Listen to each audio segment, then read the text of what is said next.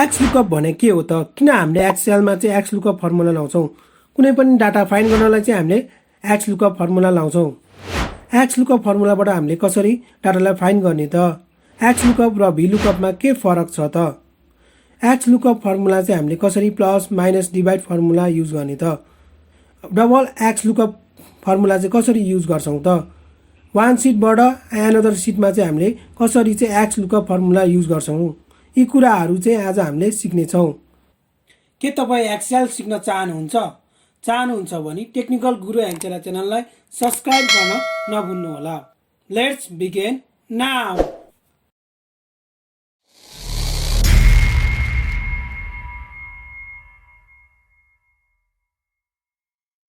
Normally हामीले Xlookup को formula चाहिँ कसरी युज गर्छौँ त डाटा फाइन्ड गर्नको लागि? जस्तै हामीले आइडी नम्बरबाट चाहिँ स्यालेरी निकाल्नु पर्यो।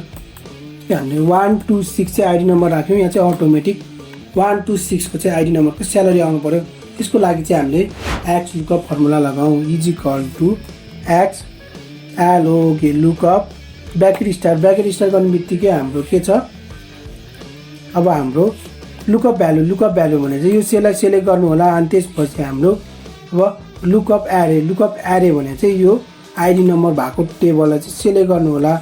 अनि फेरि कमा दिएपछि चाहिँ हामीले अब के फाइन्ड गर्ने हो? त्यो टेबललाई सेलेक्ट गर्ने। जस्तै नेम फाइन्ड गर्नु छ नि नेमलाई सेलेक्ट गर्ने, एड्रेस फाइन्ड गर्नु छ नि एड्रेसलाई सेलेक्ट गर्ने। तर हामीलाई स्यालेरी फाइन्ड गर्नु छ, त्यही भएर स्यालेरीलाई सेलेक्ट गर्नु होला। अनि ब्र्याकेट क्लोज गर्ने बित्तिकै यसरी 30,000 स्यालेरी चाहिँ आयो। अब अटोमेटिक आइडी नम्बर हाल्ने बित्तिकै के हो? स्यालेरी चाहिँ अटोमेटिक चेन्ज हुन्छ। जस्तै 127 हाल्ने बित्तिकै अटोमेटिक स्यालेरी चेन्ज भइसक्यो। 127 को कति छ स्यालेरी? 1,55,000।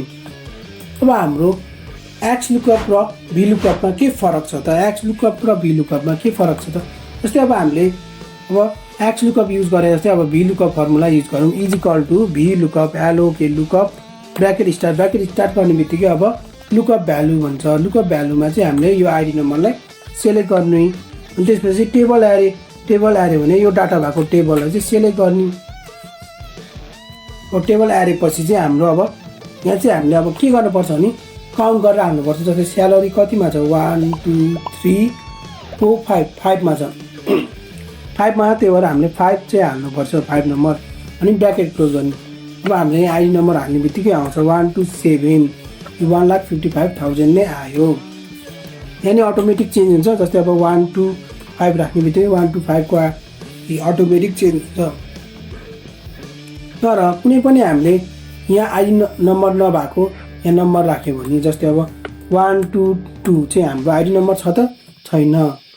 जस्तै हामीले दुईटैमा 122 राख्यौँ, के आउँछ? नल आउँछ। अनि Xlookupमा चाहिँ हामीले कुनै पनि रिजन राख्न सक्छौँ। यस्तो अब नल आउन सट्टा हामीले रिजन राख्न सक्छौँ। तर VLOOKUPमा चाहिँ राख्न सक्दैनौँ। अब हामीलाई यसमा रिजन राख्नलाई चाहिँ यहाँ डबल क्लिक गरेर यो फर्मुला लगाएको पछि कमा दिएपछि अब के राख्ने? डाटा इज सेमिकोलन दिने। Data is not found FOUND भनेर यसरी रिजन राख्न सक्छौँ। डाटा इज नट फाउन्ड भनेर राख्न सक्छौँ। वा हामीले जे कुरा पनि लेख्न सक्छौँ यहाँ। तर VLOOKUPमा चाहिँ हामीले त्यसरी राख्न सक्दैनौँ। अब अर्को के छ भने कुनै पनि अब डाटा जस्तै अब यहाँ भएको डाटा 125 राख्यौँ, 40,000 आयो। 125 आयो, 40,000 आयो। अब हामीलाई कुनै पनि कोलम चाहिँ हामीले बिर्सेछ। अब इन्सर्ट गर्न पर्यो। इन्सर्ट गरी हेरौँ। अब इन्सर्ट गर्ने बित्तिकै के भयो? हाम्रो Xlookupमा चाहिँ 40,000 स्यालेरी नै देखाइरहेछ। 125 को 40,000 नै देखाइरहेछ। तर VLOOKUPमा के भयो? चेन्ज भयो। यो इन्सर्ट गर्ने बित्तिकै के भयो? चेन्ज भयो। टेबल चाहिँ यो के भयो? जस्तै 1 2 3 4 5 6 मा पुग्यो salary.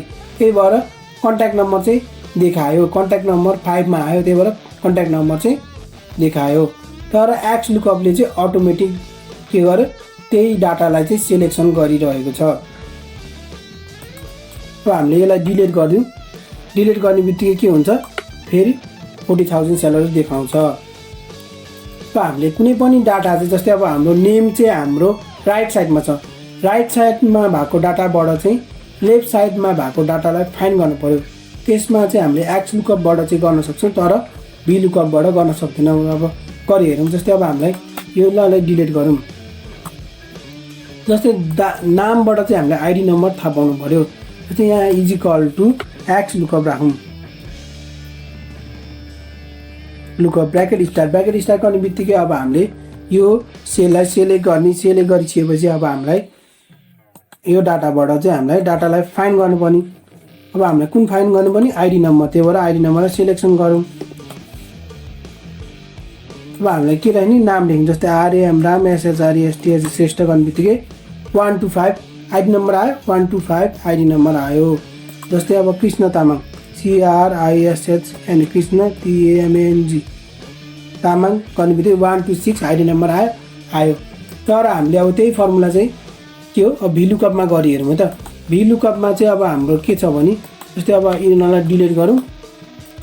=Vlookup LOOKUP bracket start गर्ने बित्तिकै अब यो सेललाई चाहिँ सेलेक्ट गर्ने हो।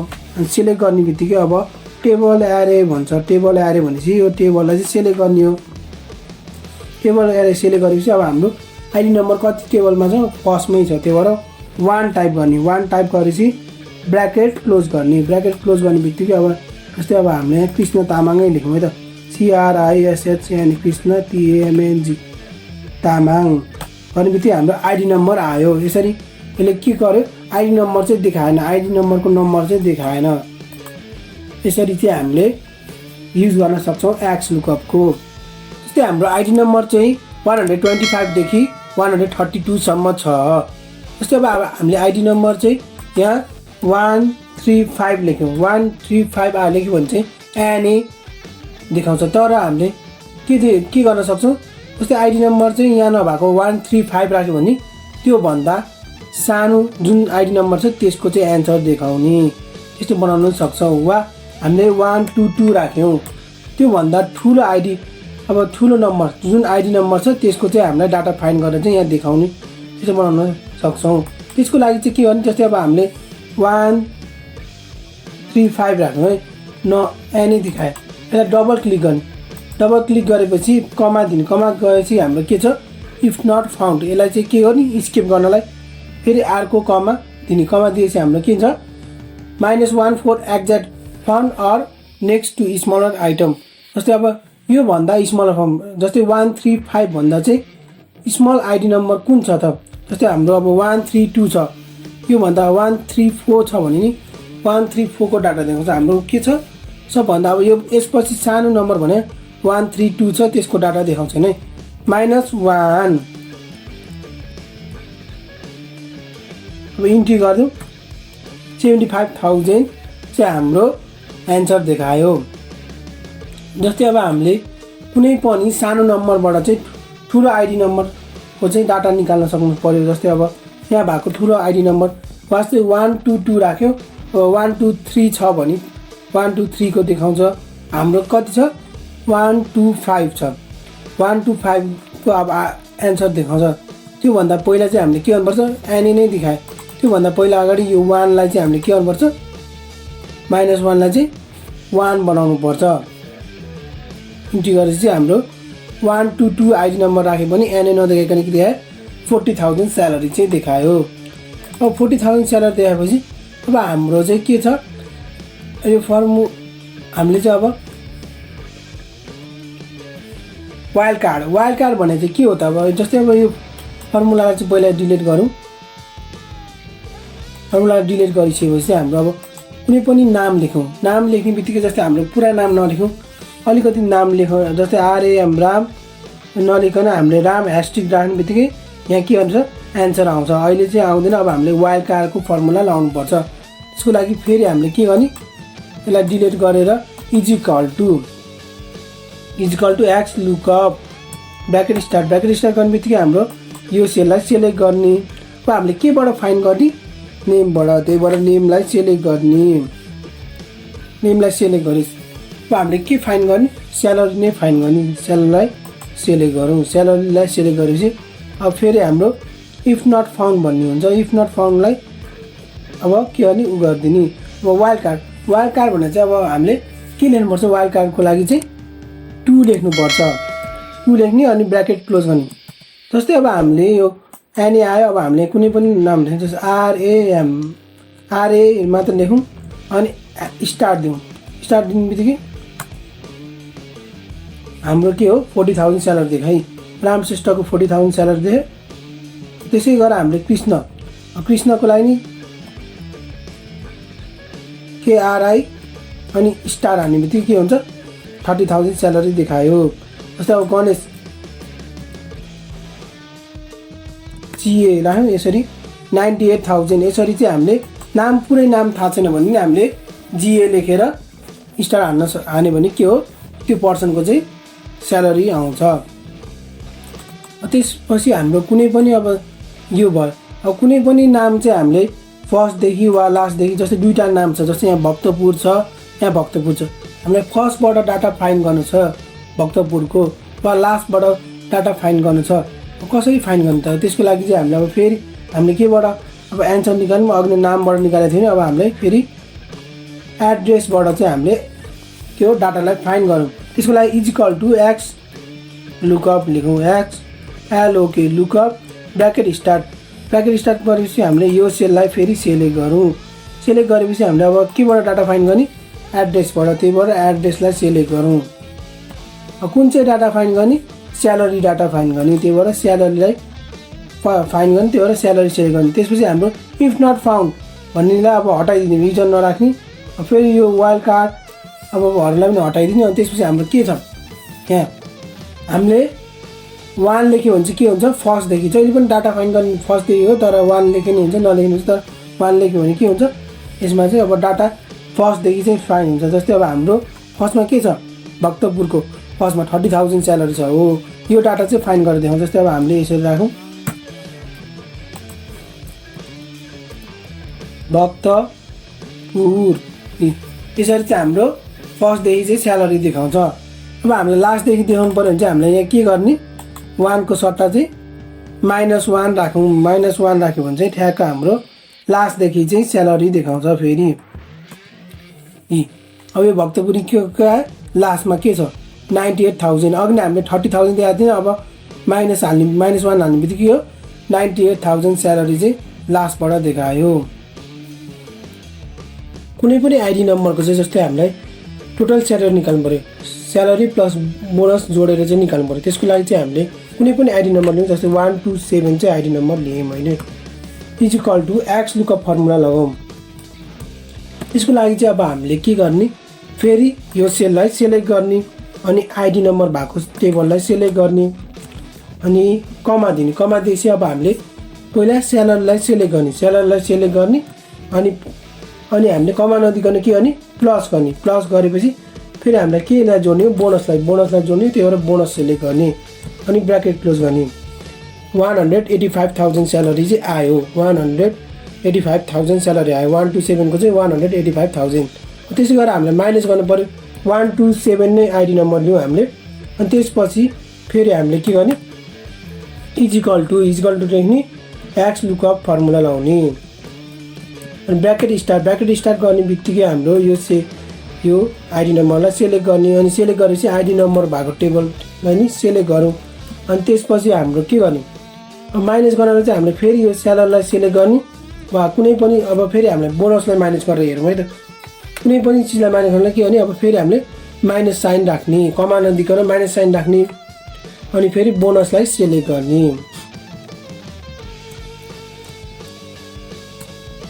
यसरी चाहिँ हामीले माइनस गर्न सक्छौँ। जस्तै हाम्रो स्यालेरी कति छ 127 को 1,55,000 छ, त्यसमा चाहिँ 30,000 चाहिँ माइनस गरेर निकालेर देखायो। यहाँ चाहिँ प्लस गरेर देखायो, यहाँ चाहिँ माइनस गरेर निकायो। यसरी नै हामीले के गर्ने यो माइनसको ठाउँमा चाहिँ मल्टिप्लाईको फर्मुला लाउन सक्यो, डिभाइडको फर्मुला पनि लाउन सक्यो। अब हाम्रो नेक्स्टमा के छ अब हामीले डबल एक्स लुकअप कसरी लाउने त। जस्तै अब हामीले आइडी नम्बर राख्यो 129 नै राखौँ ल। 129 चाहिँ आइडी नम्बर राख्यो इजिकल टु एक्स लुकअप। अब हामीलाई यो सेललाई सेलेक्ट गरौँ अनि फेरि आइडी नम्बरलाई चाहिँ सेलेक्ट गरौँ। त्यसपछि हाम्रो यो सबै डाटा चाहिँ फाइन्ड गरौँ। यहाँदेखि यहाँसम्म तीनटै मन्थको डाटा चाहिँ फाइन्ड गरौँ। त्यसको लागि चाहिँ हामीले के गर्यौँ, अब जस्तै अब 129 छ, 131 राख्यो भने चाहिँ हाम्रो आइडी नम्बरबाट चाहिँ हाम्रो अटोमेटिक के हो स्यालेरी चाहिँ चेन्ज हुने भयो। यो स्यालेरी भयो, मन्थली स्यालेरी भयो, अटोमेटिक चाहिँ चेन्ज हुने भयो। तर हामीले कुनै पनि मन्थ चेन्ज गरे, जस्तै जनवरी चेन्ज गऱ्यो, आयो चेन्ज भयो भएन। तर हामीले दुइटै जस्तै यो हामीले मन्थ पनि चेन्ज गऱ्यो भने के हो नि स्यालेरी पनि चेन्ज हुने देखाउने। कसरी त डबल VLOOKUP कसरी लाउने त, डबल क्लिक गरौँ। अब यहाँ VLOOKUPबाट चाहिँ इजिकल टु सेलेक्ट नगरौँ, VLOOKUPबाट चाहिँ सेलेक्ट गरौँ अनि Ctrl+C गरौँ, कपी गरौँ, यसलाई चाहिँ डिलिट गरौँ। फेरि हामीले के फर्मुला लाउने Xlookup, LOOKUP। अब हामीले चाहिँ यो मन्थ भएको सेललाई सेलेक्ट गर्ने, त्यसपछि हाम्रो यति यो मन्थलाई चाहिँ के गर्ने सेलेक्ट गरौँ। गरेपछि अब फेरि हामीले अघि नै कपी गरेको फर्मुलालाई चाहिँ पेस्ट गरौँ। पेस्ट गऱ्यौँ अनि ब्र्याकेट क्लोज गरौँ।